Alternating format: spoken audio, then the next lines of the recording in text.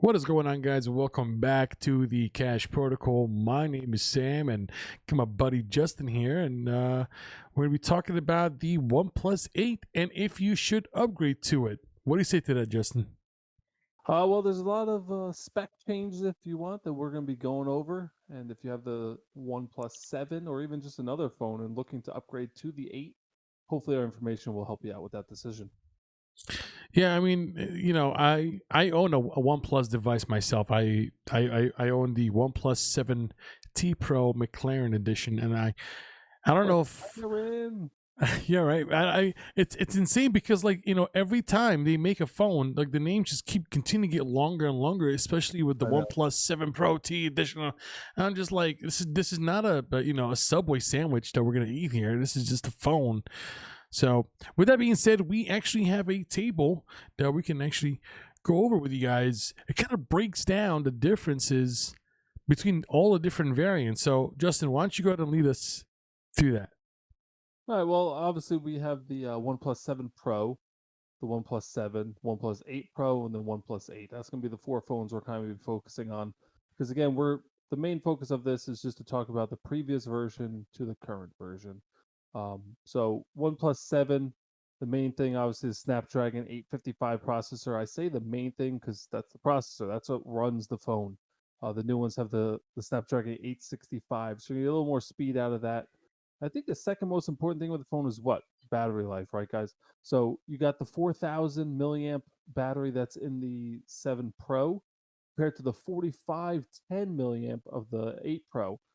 4,300 and 3,700 for the 8 and the 7. So you can see that you're getting a lot more battery life from the newer models as well, which again, less charging, more time using your phone. All the social media apps that people are on these days kills your battery. So you're always looking for more battery power. And not only that, I mean, the good thing about the Android system right now is the ability to manage your battery life a lot better than it used to be before, especially with Android 10. So the emphasis right now on the battery, especially for OnePlus, might not be as much as a lot of people think, given the fact that, with the warp charging, within 15 to 30 minutes, you can get at least half, if not more, of the battery life back. So the emphasis on the battery life, as long as you get your fast charging and with the tools within the Android 10 environment, you're looking at a decent battery life throughout the day, and it shouldn't be as bad as it used to be a couple years ago. I think I think the the charging, just to tack on to what you said there, I think it was from 1% to 50% with the warp charger, 22 minutes. 22 minutes. yeah, You get 50% of your battery. It's crazy. It's like a Tesla. it's well, yeah, it's like the Tesla of smartphones. Tesla Yeah, of pretty smartphones. much. No, and again, I'm gonna be a little biased here because I have the 7T Pro McLaren edition, and and I love that phone. I think it's one of the best phones ever made, in my humble opinion. And my battery is 4,000 and was it 4085 milliamps per hour. It's right around But there. Yeah. but I have the warp charger. And for me, the warp charger is all I need. I can plug it in. And I think it's better than a wireless charger. I mean, obviously, if you go over somebody's house and they don't have the warp charger with you, or you didn't bring it with you, and they have a wireless charging dock, you can't really charge it on it. However, a lot of the wireless charging docks, they are connected through USB-C cables, so you can unplug them and plug them into your phone. Yeah, Yep. that's a different topic, but the point I'm trying to make is that with the OnePlus, especially with their Oxygen OS software, pure Android running in the background, there's not a lot of things that are running on in the background. Any processes that are running in the background are not there. So your battery life should be a lot better, especially with the new OnePlus 8 because of the added battery life to it. Yep. So some of just the other main points for the OnePlus 8 Pro compared to the 7 Pro, obviously the screen has slightly increased. The 7 Pro had the 6.67 inch. This is the 6.78 inch screen, so just a little bit bigger. And then the 8 compared to the 7 would be the 6.55 compared to the 6.41. So you have slightly larger screen, which is still in my mind crazy to have such a big screen. They all have the 6 gigs of RAM besides the 8 Pro, which has the 8 gigs of RAM, which I think will be good for, when you get those games up and multiple applications running. More RAM is never a bad thing, right? Absolutely. And again, we are just looking at the base variant of all of these models. With the 8 Pro and the 7 Pro, you can go from the 6, the 8, and the 12 gigs of RAM. So, this is just the base model. If this is what you're looking to upgrade to, and you don't want to spend extra money because of the RAM and the storage, this is what we're looking at. This is all we're discussing. But yes, 8 gigs of RAM is more than enough by any means necessary to run any application or games without any hiccups or any slowness or freezing or anything of that sort. And they do a really good job. A lot of gamers out there are using OnePlus devices because of how powerful and fast they are. That's true. I mean, I can tell you from my personal experience using the OnePlus device, I have 12 gigs of RAM on my McLaren That's edition. just, that's just insane. That's insanity. That's 12 insane. gigs. 12 gigs of RAM. My laptop had 12 gigs of RAM. But again, it's low power, it's efficient, and with the Android 10, with the Oxygen OS, with the updated security patches, is more than enough even with 8 gigs of RAM on the Oxygen OS, more than enough to run any application with no disturbance, with no freezing, with no lagging. I think, honestly, I think aside from just pure Android 10, I think Oxygen OS is the very best thing right next to it, just right up there next to it. But again, the main question of all this, and aside from the camera, because again, cameras are only going to get so much better. They can only get so much better. I mean, how much better can a camera really get? I mean, we have gotten the sensors; they're getting better every single years, but the increase in performance is not that large. The difference is not.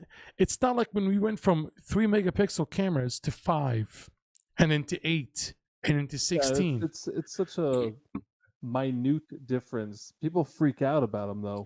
Like, oh, we got 4 cameras on the back now. But it's like, yeah, you got 4 cameras because each camera does its own thing. It's not a shared responsibility anymore. It's not one camera doing your panoramic, one camera doing your night. It's like, no, you got 4 cameras because only one does that. Or if you need your panoramic, it'll turn on 2 of the cameras or whatever it may be. But I mean, people, some reason they just go crazy over cameras. I take pictures with my my phone. I like the camera. I have the Pixel 3 XL, but it's it's not something that I'm like, oh my god, I'm getting this phone just for the camera. I don't know. But again, with the not to kind of like veer off a little bit here, but even with the Pixel line, they have one of the best cameras on the market. I mean, and a lot of it has to do with software optimization. Solo. See that, guys? That's Yeah. a solo lens there. One single lens. And that was one of the best cameras out during that time Yeah, I know. with the 3XL. So, it's not really so much more about the number of cameras that you have. A lot of it also has to do with the software optimization that's running in the background that enables you to capture these vivid, really good looking pictures that you can compete pretty much with anybody else. And I think the one thing that was really kind of, the what do I say? Like the weak point of the OnePlus series has always been the cameras. Their cameras Yeah. were not that good. But again, when we're comparing these cameras today, they're pretty much up there with the Samsung S20, with the new iPhones, with the top of the top. They're pretty much right up there. They're obviously not better than the iPhones, that's for sure. But they're right up there in the top 5 phones that have really good cameras. I mean, the difference is very minute. Unless you specialize in photography, you're really not going to notice the difference. I mean, at that point, you're going to get yourself an SLR or a mirrorless camera, and I mean, that's what you're going to do your photos with. These phones themselves, though, you can take a heck of a photo with it and be very happy with it. And then you pop it into some third-party software, bump it up a little bit, change your variables, and you got an awesome picture. So the technology built into the phones now, the camera technology is more than plenty to do what the average person wants to do with it. Absolutely. And I think maybe like my only concern with this is two things. One, I don't like the hole punch camera on the Mm. front facing screen here. If we're looking at Yeah. the OnePlus 8 Pro for a second, and I'm gonna go back here to the main page. I mean, the phone looks fantastic. Don't get me wrong, the phone looks great. The only thing is, I don't really like looking at a hole punch. I don't know. I don't really understand what that is. I mean, I Yeah, I have mean, I'm used to just having the notch. I'm still a notch person here. I'm not notchless yet, so I'm not the person that's going to sit here and argue with the little camera dot showing. But I get what you're saying. I mean, they got a clean face to it, except for the camera. So, well, maybe they'll change down the next version. I don't know. not only that, but also, again, I'm not trying to be biased, but I'm using my experience having just a regular fluid all screen, no camera notches anywhere. I mean, here's my phone in all of its glory. Let me just clear some of these things here.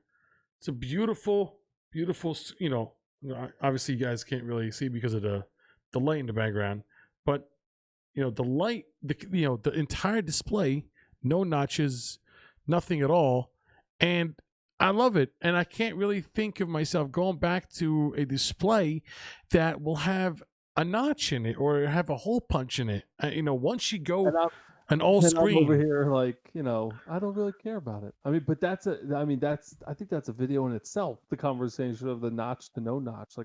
It doesn't bother me. But I guess once you have a phone without it, that's like me having, push start in my car and going back to a car that I have to put the key in and turn it. It's like, is it that big of a deal? No. But are you used to not having a notch now? Yeah, so I can understand how you want the full screen on your front facing there, but I don't know. I have a notch. I don't cry about it, but it is what it is.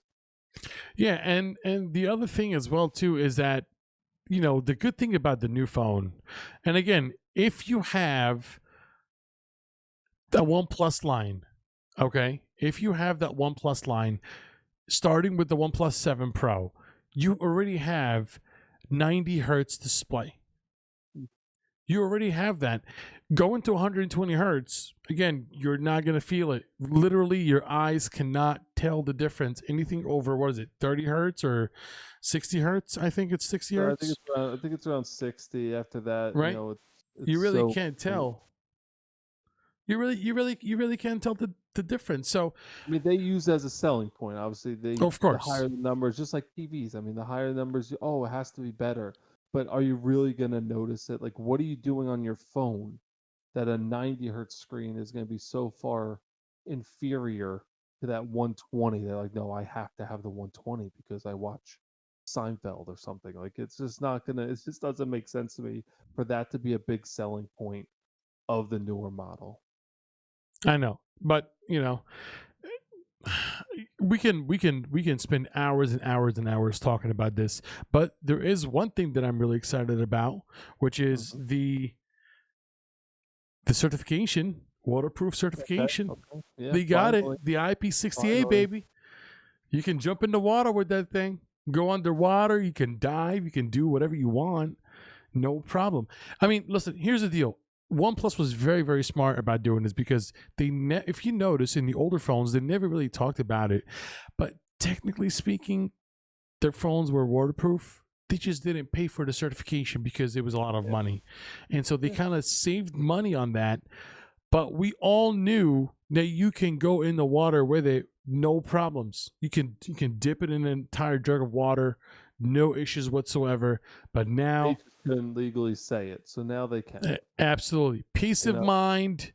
You could do whatever you want, and whatever. This is what it comes down to. So, good on them. And at least now people can say, "Oh, it's got the certification." It's no big deal. But I don't know, Justin.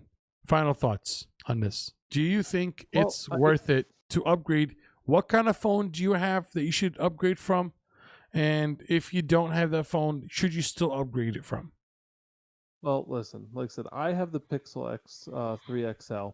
I personally don't mind see myself moving away from Pixel because I've been such a I've had such a good experience with it. But to speak to this phone, if you have the 7 or 7 Pro, I personally don't see that much of an increase. I mean, if I'm going to switch out a phone, then directly the next model, there has to be something crazy that is going to make me do it. Now, I mean, according to what I'm seeing here, the 7 Pro and the 7 don't have 5G capabilities. Is that correct? Well, yeah, the 7 Pro and the 7 do not have that. Yes, Okay. they don't have So, I 5G. mean, that would be one of maybe the reasons to get it. But again, 5G is so new. It's not like it's everywhere yet. It's in, certain areas. If you don't live in the area, it's going to do nothing for you. You'll still be on the 4G bandwagon there. The memory, 6 gigs compared to the 8 gigs of the 8 Pro. Again, 6 gigs is awesome. 8 gigs is a little bit more. I don't know. I mean, I'm leaning towards no. I would not do the upgrade from a 7 series to an 8 series because I don't see enough spec change to make it worth it. I mean, how do you feel? I think you really nailed it. I mean, again, if you have the 7 Pro, you Mhm. know, and maybe like not like the base variant, maybe you have the 8 gig variant and you have the latest updates. That's not really an enticing reason for you to upgrade to the 8 Pro. I would wait until the one that's going to be released in November Yeah. or in September of 2020 because at least I try to do an upgrade minimum every 2 years. The only phone that I actually kept with me more than 2 years was my Samsung Note 8. I mean, I love Hmm. that phone. It's a great phone and it still works till this day. And the only reason I was holding on is to get the 70 Pro McLaren edition. That's the phone that I really wanted to get. Sure. However, if you have a OnePlus 7 series, whether it's 7 Pro, 7T Pro, or just a 7, there's no point to upgrade to the 8.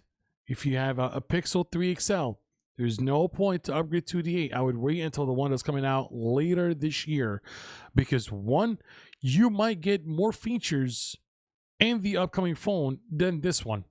Now, again, the thing that I really care about, for me, I really hope that they can go back to a pop-up camera. The pop-up camera for me, it's beautiful. I just don't see myself going back to another phone that might have a notch or a hole The pop punch. the pop-up selfie cam, right? The The front-facing pop-up, camera. yep, the pop-up selfie camera right there. I mean, this is the official McLaren, but just to show you how beautiful this phone is, and I'm not really like bragging or anything, although I am. It seems like you are. I really am, but because you know what, it's a beautiful phone, and That's great. Yeah, it's an awesome phone. I You think, can't complain about having those type of specs in a phone.